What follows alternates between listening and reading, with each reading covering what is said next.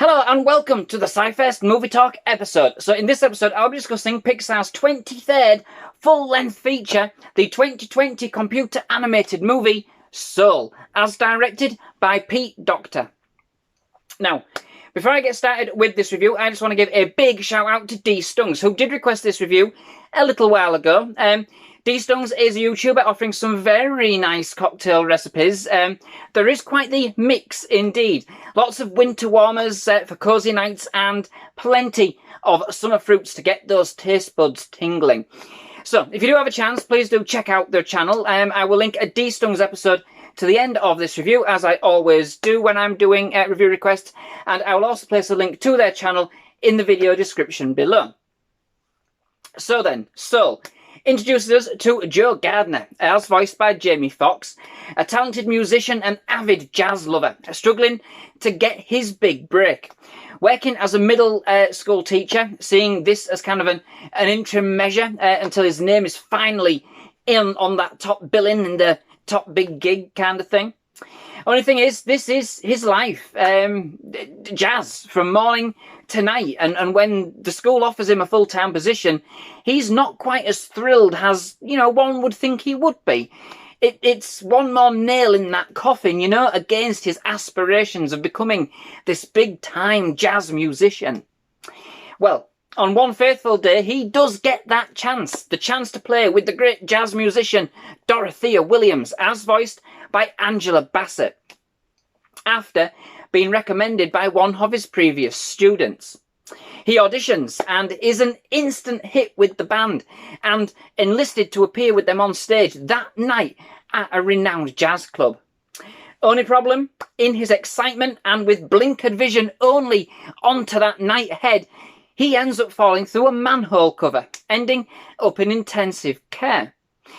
His soul travels to a world beyond ours where Joe refuses to accept his fate, that he indeed is dead, and in a mission to return to Earth back to his body, ends up inadvertently becoming a mentor to a troubled new soul known as 22, as voiced by Tina Fey.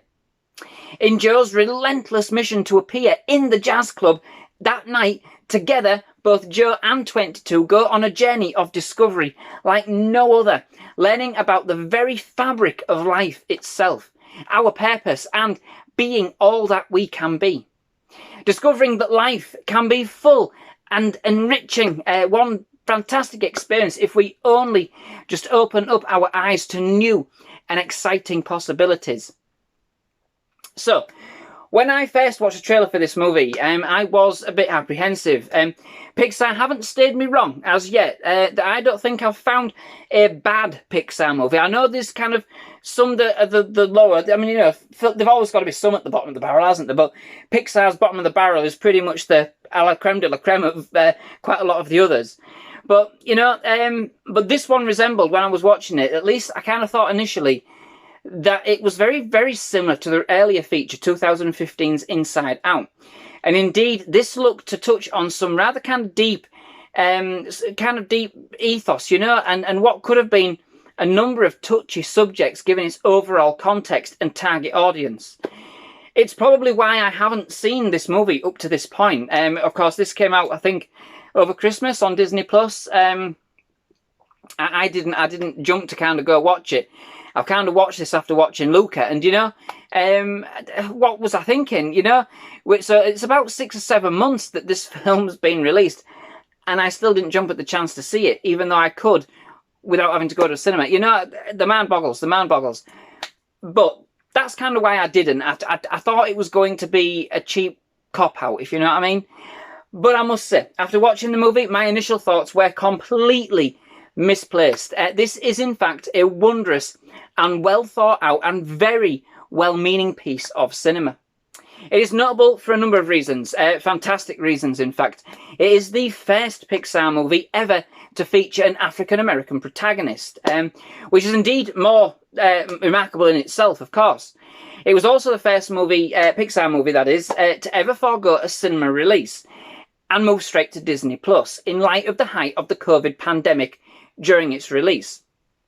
Kind of breaking a cycle which saw many movies postponed, giving everybody kind of that much needed injection of new and insightful movies to watch at home.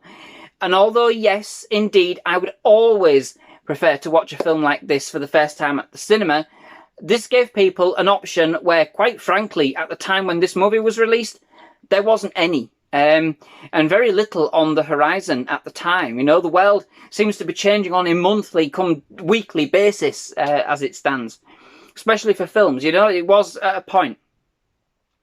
The movie has also won a slew of awards and accolades, and given 5 minutes into the movie, it is easy to see why. For such a potentially morbid and controversial subject, this film is presented in such a way that watching it is simply a joyous occasion. It is a celebration of life and how precious this is to us all, you know, as much as it is about any potential afterlife and the way the sum of our life is kind of presented. It doesn't home in on any one denomination. It has no religious overtones, not, you know, from my perspective.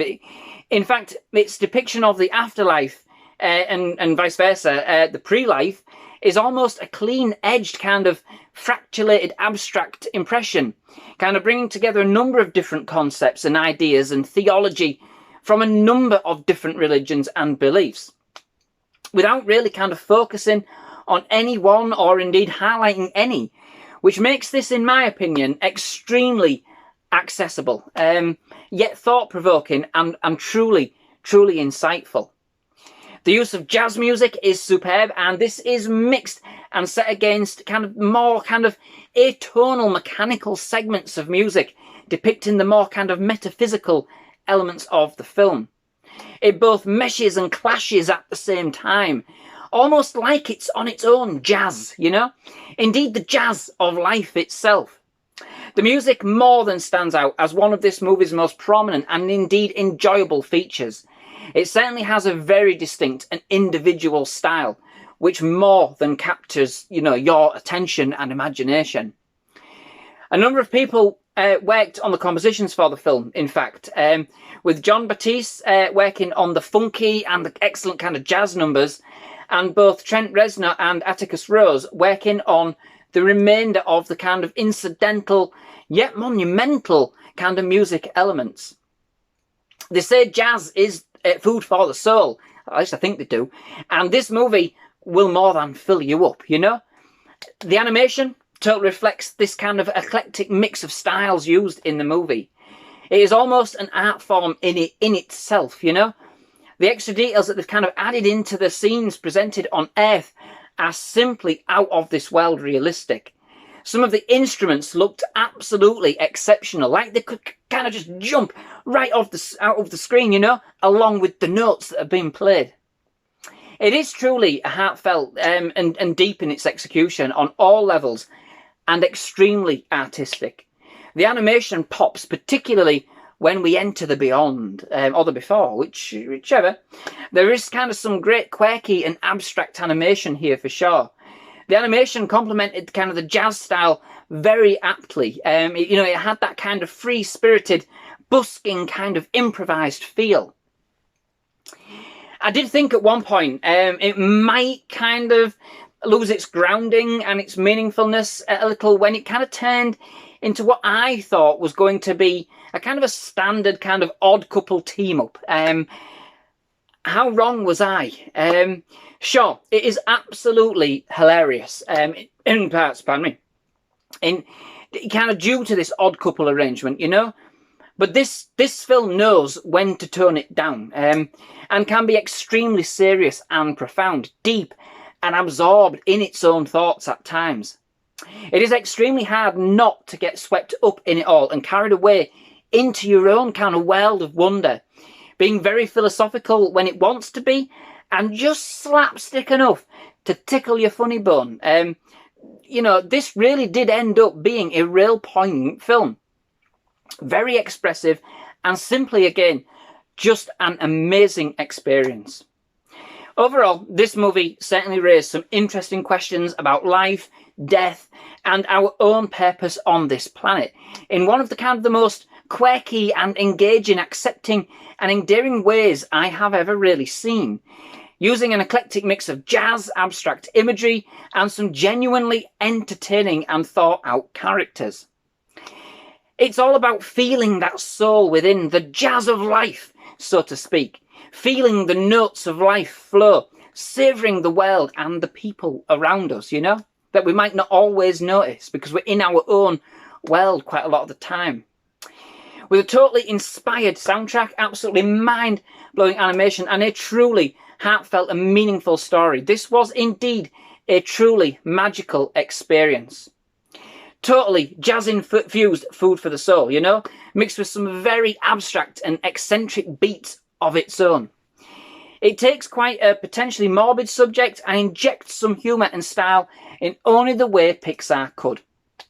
Whatever your take on the subject and your own kind of persuasion, I am sure you will find some enjoyment in this light-hearted take on the trials, the tribulations, and indeed the jazz of life. So that brings me to the end of this episode. Many thanks for watching. I do hope you've enjoyed it. If you have, please leave a like. Please do hit that subscribe button for more movie reviews, trailer reactions, and other movie-related content. Absolutely loved having you here at SciFirst MovieTalk, and we would definitely love to have you back. But most of all, just thank you very much for watching. Goodbye.